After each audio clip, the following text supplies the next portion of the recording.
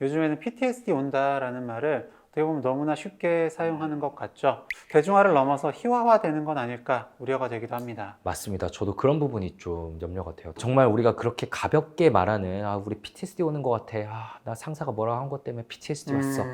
이렇게 하는 것과는 정말 다르다는 거죠.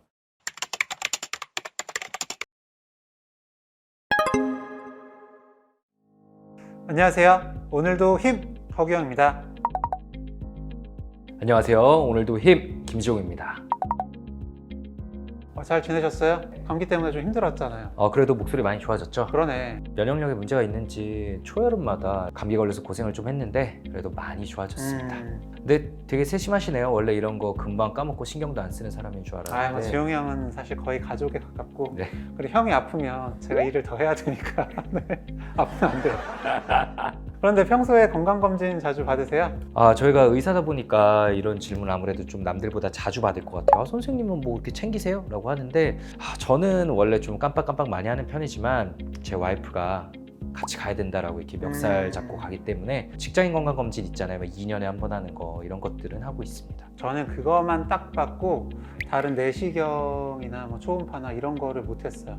이제 와이프랑 맨날 해야 된다 하는데 연말에 생각이 나잖아요. 근데 연말에는 굉장히 바쁘거든요. 그리고 예약도 많이 차 있는 경우들도 많고. 그러다 이제 연초에 한가할 때 해야지 라고 했는데 지금 벌써 중반을 넘어가고 있죠. 네, 역시 규형이 답네요. 네, 그렇습니다. 그래서 어떻게 하면 좋을까 하다가 제가 좋은 방법을 하나 찾아왔습니다. 그 KB 오케어 앱에서 건강검진 예약부터 건강검진 가능한 병원 확인 그리고 결과 관리까지 한 번에 할 수가 있어요. 그러니까 병원에 가야지 뭐 우리 볼 수 있던 그런 검사 결과까지 다 한 번에 볼 수 있다는 거죠. 그렇죠. 건강검진은 사실 해야 된다고 다들 생각은 늘 하지만 하려 그러면 문턱이 너무 높아요. 어디에 해야 되나, 어느 정도 클래스로 해야 되나, 남들 다 하는 거 뭐 정도지? 그리고 언제 하지? 이런 것들 다 너무 막막한데 앱으로 한꺼번에 관리하면 엄청 편할 것 같아요. 맞습니다. 저희 같은 진짜 모태 P들에게는 꼭 필요한 앱인 것 같아요. 또 예약을 하면서 간단한 문진표 작성도 같이 할 수 있거든요. 굉장히 편리하고 또 믿음이 갑니다. 건강검진을 앞둔 직장인분들에게 추천드릴게요. 네, 오늘도 역시 유용한 꿀 정보 잘 들었습니다. 그럼 이제 본격적으로 방송을 해야 되니까 역시 오늘의 힌트를 보면서 시작을 해야겠죠. 오늘의 힌트는 속담 및 인용으로 드리겠습니다. 보시고 주제 맞춰주세요. 이거부터 한번 뽑아볼까요? 온다. 땡땡땡땡 온다. 뭘까요? 지각쟁이 온다. 전혀 모르겠는데? 다음 힌트 넘어가 볼게요. 그것만 가지고는 진짜 모르겠어. 네, 너무 모르겠어요.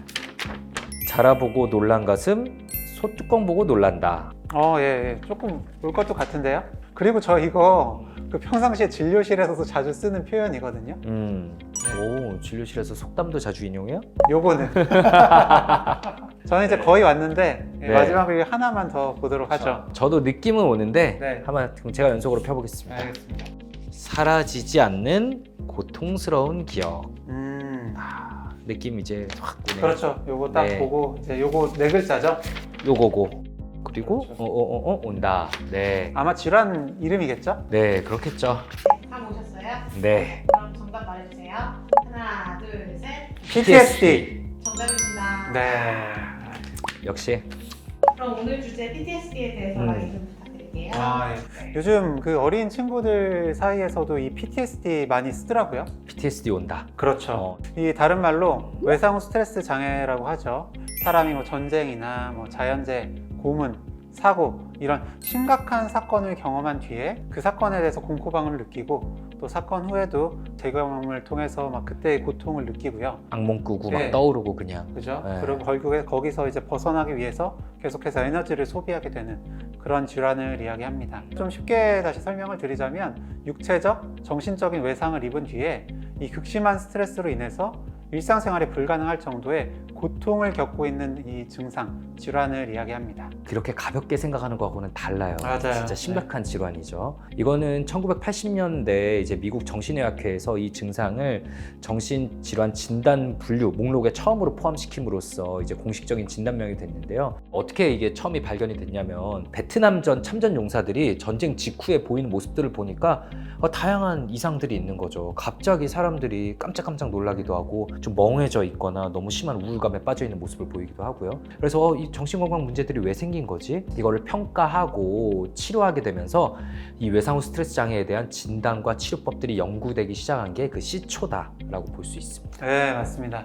이렇게 전쟁을 겪었던 분들을 연구하면서 생겨난 진단명인데 요즘에는 PTSD 온다라는 말을 어떻게 보면 너무나 쉽게 사용하는 것 같죠. 대중화를 넘어서 희화화되는 건 아닐까 우려가 되기도 합니다. 맞습니다. 저도 그런 부분이 좀 염려가 돼요. 다들 너무 쉽게 사용하면은 아 뭐야 그것도 너 괜히 꾀병 부려? 이런 식으로 받아들일까 봐 말이죠. 근데 실제로 최근 PTSD를 겪은 환자들의 수가 급증하고 있다는 사실 알고 계셨어요?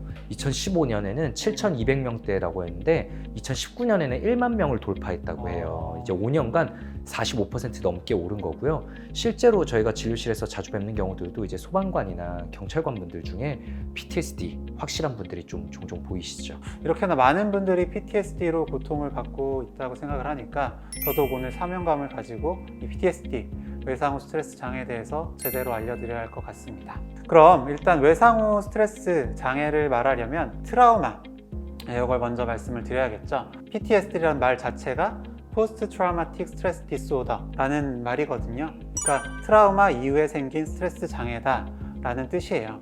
그럼 이 트라우마란 무엇이냐 라는 건데요. 생명에 위협을 줄 만한 감당하기 어려울 정도로 극심한 충격으로 인한 정신적, 육체적인 고통을 이야기합니다.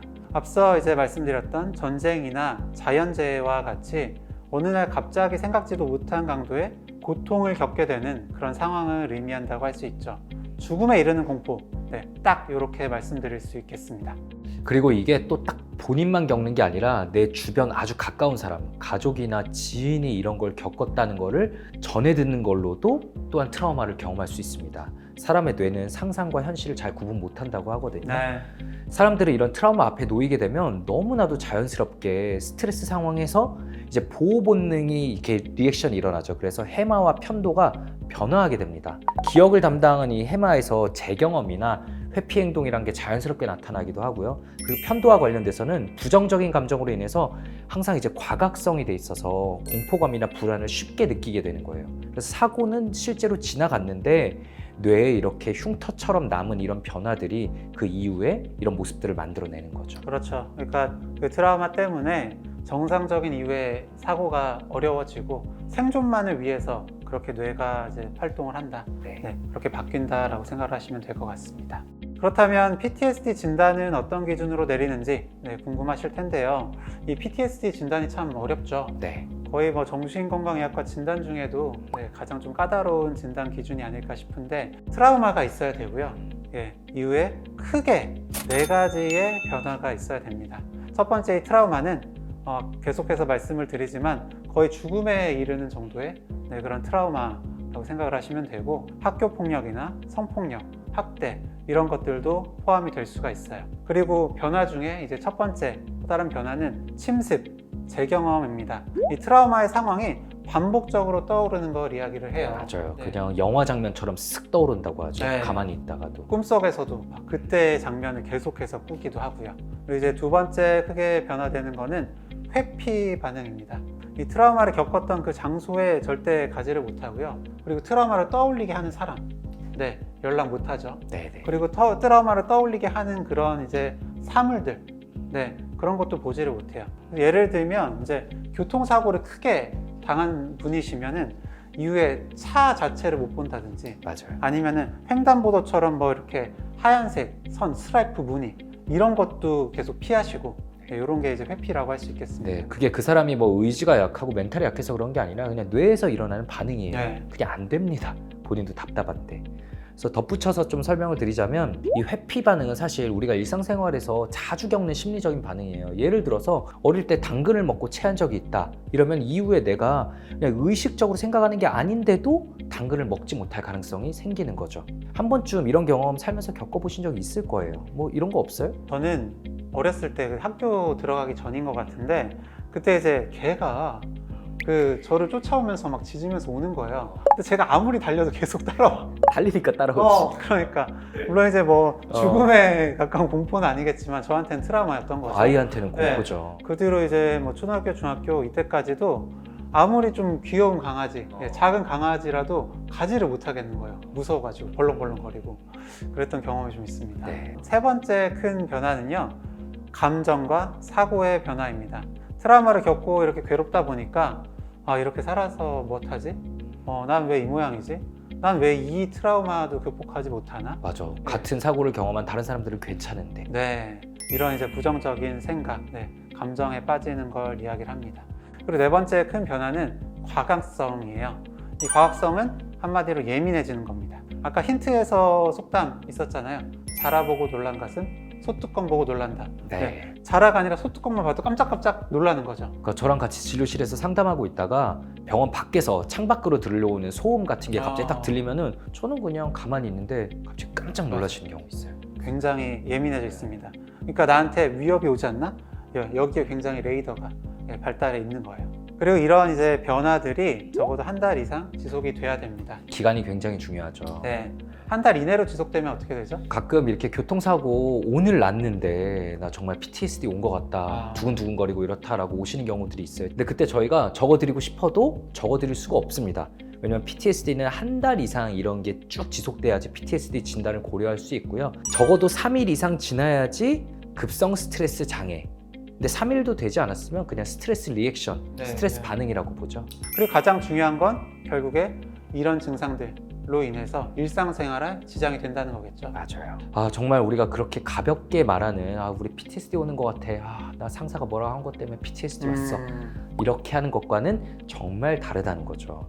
결국 가장 중요한 건 트라우마의 강도와 그리고 지속 기간, 일상생활의 여부라는 거예요. 그래서 PTSD 환자분은 증상이 심해지면 막 스스로를 지키기 위해서 해리 현상이 나타날 수도 있습니다. 베트남전 다녀온 이제 군인들 막 기록된 영상을 보면 막 너무 괴로워하다가 본인이 어디 있는 건지 그리고 옆에 있는 사람이 누군지도 못 알아보는 경우도 있어요. 나를 지키기 위한 해리 현상이 나타나는 거고요. 공황 발작, 환청 등이 동반되는 경우도 굉장히 많죠. 악몽 때문에 불면증에 시달리기도 하고요. 근데 이런 증상들이 트라우마가 겪은 그 직후에 일어나는 것만은 아니고요. 발현 기간은 또 사람마다 차이가 있어요. 괜찮다가도 갑자기 한두 달쯤 지났을 때 갑자기 증상이 나타나기도 하거든요. 심지어는 1년 이상 경과한 후에 그 사고를 다룬 영상이나 뉴스를 보면서 갑자기 나타나기도 합니다. 언제 증상이 나타날지 아무도 예측할 수 없기 때문에 트라우마를 겪은 후에 늦어도 3개월 이내에는 빠른 기간에 치료하는 것을 저희는 추천드리고 있어요. 네, 맞습니다. PTSD 치료도 다른 질환들처럼 발병한 지 오래 지나면 더욱 바로 잡기가 어려워요. 이 회피 때문에 밖에 나가지 못하고 일도 못하고 사람도 못 만나고 일상생활을 못하게 되는 경우가 많습니다. 그러다 보면 이 PTSD 증상 자체가 더 악화가 되기도 하고요. 우울이나 불안 같은 다른 증상들도 더 악화가 될 수가 있습니다. 그리고 이제 치료 원칙 중에 중요한 것 하나가 이 긍정적인 새로운 경험을 많이 해야 되는 거거든요. 근데 아까 말씀드린 이 회피로 인해서 긍정적인 경험, 새로운 경험 자체를 하지 못하게 되고 그러다 보면 트라우마 치료가 더 더뎌질 수밖에 없겠죠. 아까 규영이 말한 것처럼 강아지로 인해 너무 힘든 경험이 있었다. 그러면 반대로 강아지로 인한 긍정적인 경험들로 덧칠해 주는 게 이제 유일한 방법이라는 건데 나오지 않으면 그걸 시도할 수가 없다라는 거죠. 이 PTSD는 약물 치료도 널리 이제 쓰이고 있어요. 충분한 휴식과 뇌 기능을 안정화시켜주는 약물 치료 등의 도움을 받는 것도 분명히 중요한 하나의 방법이다라고 말씀드리고 싶습니다. 그리고 또한 비약물적 치료도 당연히 도움이 됩니다. 심신을 안정시켜주는 호흡 이완법, 근육 이완 훈련, 명상 훈련 등도 함께 병행해주면은 증상 회복에 훨씬 더 큰 도움이 됩니다. 네, 이게 어쨌든 이 뇌가 주변 상황이 다 위험한 공간이야. 다 모든 자극들은 위협이야 라고 느끼는 거기 때문에 이 공간은 안전한 공간이야 라고 그렇게 이야기를 해주는 게 또 필요합니다. 사실 진료실에 앉아있는 모습만 봐도 느낌이 와요. 이렇게 앉아서 사실 얘기 못 하십니다. 목이랑 어깨까지도 딱 긴장 들어가 있는 게 보여요. 어떤 위협이든 내가 바로 대처해야 될 것 같이 그렇게 생각을 하시는 거죠. 그래서 좀 간단히 이런 이제 상태를 안정시켜주는 나는 괜찮아, 여긴 편안한 공간이야 라고 느낄 수 있게 하는 방법으로 나비 포옹법이 있죠. 한번 같이 해보면 좋겠죠? 네, 저는 사실 이미 얘를 데리고 있어서 그 느낌을 좀 받고 있었는데 실제 나비 포옹법 어떻게 하는지 한번 보여드릴게요. 너무 간단합니다. 이렇게 스스로 나비 모양으로 몸을 좀 감싸주고요. 양 어깨를 이렇게 두드려줍니다. 그러면서 속으로 이렇게 되뇌이는 거죠. 아, 난 편안해. 네, 여긴 안전해. 사실 이거 하면은 되게 금방 긴장 가라앉거든요. 저는 진짜 지금이라도 잠들 수 있을 것 같아요. 이것 때문이 아닌 것 같긴 해요. 원래 좀 잠이 많은 사람이지만 네, 네. 진짜 금방 나긋해지고 나른해지고, 생각해보면 우리가 좀 따뜻하게 안아주고 안정감을 느끼는 상황이 우리 일상생활에서 그렇게 많지가 않잖아요. 네, 근데 스스로 언제든 이렇게 해줄 수 있다는 거죠. 맞습니다. 네. 그리고 이게 처음 해보면 약간 좀 어색하기도 하고 좀 그럴 수도 있는데 하다 보면 정말 편안함을 느끼시거든요. 네, 꼭 자기 전에 그리고 일어나서 한 번씩 나비포옹법 해보시길 추천드립니다. 그리고 아까 제가 이 인형을 안고 있으니까 그런 느낌을 이미 받았다라고 말씀드렸는데, 네, 이 트라우마로 좀 힘들다 하시는 분들은 자기만의 따뜻한 방법이나 장소를 마련해 주시면 좋아요. 예를 들어서 나만의 인형을 안고 담요를 두르고 있는 느낌이 그게 좋다라고 하면은 계속 그것만 하는 건 안 되겠지만 시시때때로 그렇게 나에게 안정감을 안겨주는 것 자체가 분명한 도움이 될 수 있죠. 그리고 세월호 사건이나 이태원 참사 이후로 힘들어하고 있는 국민들을 위해서 국가 트라우마 센터가 현재 운영 중에 있어요. 정말 나만의 사건 혹은 그런 큰 사건으로 인해서 아직 너무 힘들다, 시간이 지났는데도 계속 힘들다라고 하신다면은 이 국가 트라우마 센터의 도움을 받는 것도 좋은 방법이실 것 같습니다. 오늘은 주제가 PTSD다 보니까 조금 무겁게 또 사명감을 느끼면서 임해봤는데 어떠셨나요? 저희가 앞서 언급한 뉴스에 나오는 큰 사건들, 이미 저희는 한참 지나갔다고 느낄 수 있지만 그 당사자분들 중에는 그 사건이 마치 어제 일어난 것처럼 아직까지도 고통받는 분들이 실제로 계시고 저희가 진료실에서 만나 뵙고 계시거든요. 저희가 오늘 말씀드린 내용으로 인해서 누군가가 조금이라도 더 편해지신다면 더할 나위 없이 좋을 것 같습니다. 네, 그럼 오늘도 힘나는 메시지 한번 뽑아봐야죠. 네, 오늘은 규영쌤에게 제가 양보를 하겠습니다. 네, 네, 시원하게 하나 뽑아주시죠. 저번에 양보하셨던 것 같은데. 제 양보가 네. 일상화되어 있는 사람이에요. 한번 보겠습니다. 읽어주시죠. 네, 나 자신을 받아들이면 행복한 삶을 살 수 있다. 나 자신을 받아들이면 네. 오늘 주제랑 어떻게 좀 연결을 해볼 수가 있을까요? 너무 연결이 잘 될 것 같아요. 네. 이게 트라우마를 겪으신 분들은 이 사실 자체를 사실 못 받아들이는 경우가 많아요. 왜 하필 나에게 이런 일이 생겼냐. 그래, 주변에서도 이런 얘기를 합니다. 너 그때 일이 언제적 일인데 아직까지도 이거 가지고 그래? 이런 이야기를 또 듣거든요, 아주. 왜 나한테 이런 일이 일어났지?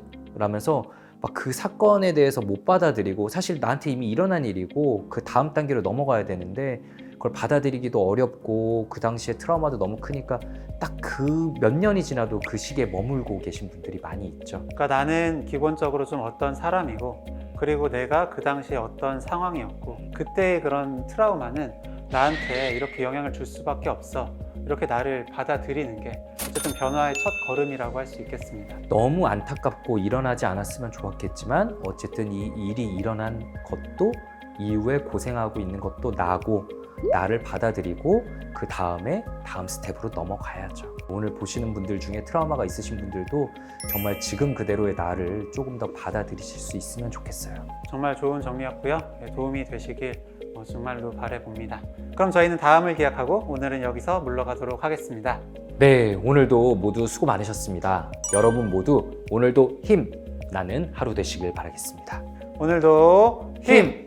다음 시간에 만나요. 안녕! 안녕.